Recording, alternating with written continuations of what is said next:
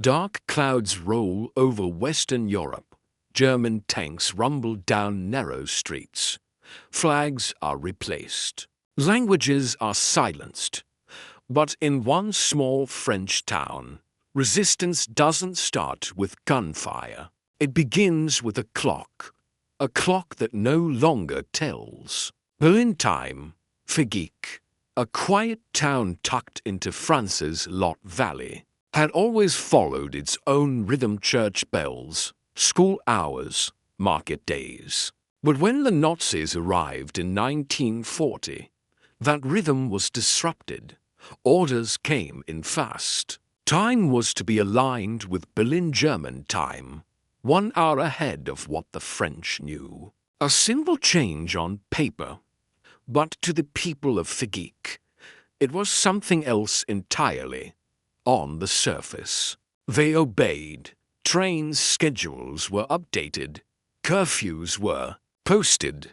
Businesses adjusted their hours. The Nazis believed they had synchronized the town like the rest of occupied Europe.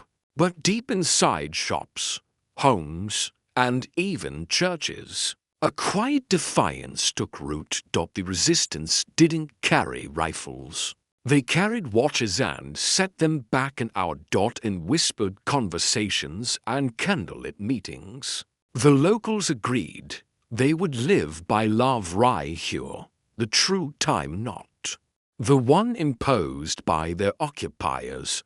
The town clock tower mysteriously rang late. School began behind schedule.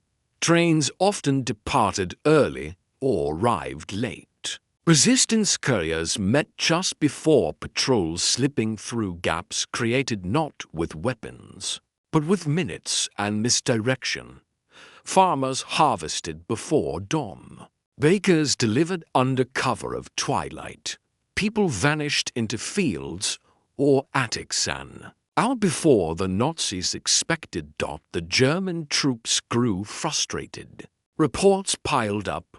Locals seem uncoordinated. Schedules inconsistent. Resistance suspected but not confirmed. What they didn't realize was that the town wasn't disorganized. It was perfectly in sync with itself. The station master knew both time zones by heart. The mayor accidentally delayed meetings.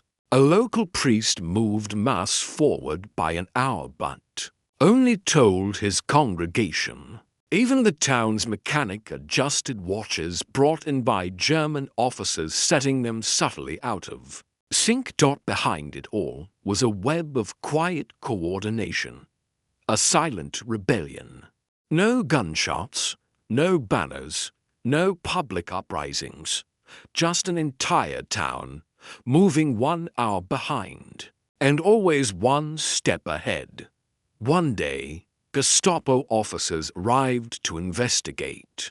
Locals quickly switched their clocks. The train station posted correct schedules. Church bells rang exactly on time. Smiles were polite. Faces unreadable. To the officers, Figeac looked like every other town. But the resistance had already moved people through. Hidden Allied pilots had vanished. A train carrying weapons was rerouted.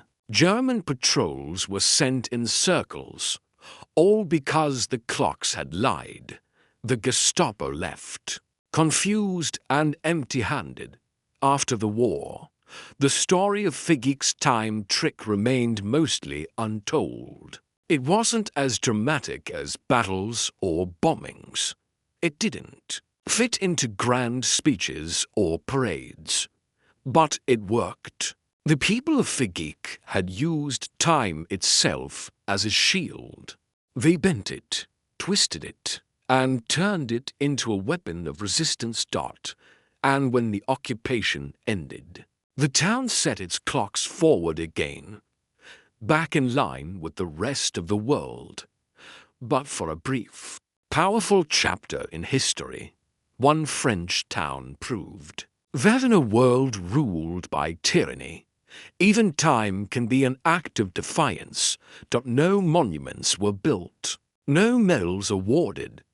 But in Figeac, every tick of the clock was an act of quiet rebellion. And the hands on the clock still move today faithfully, silently just, as they did during the days they fooled the Nazis.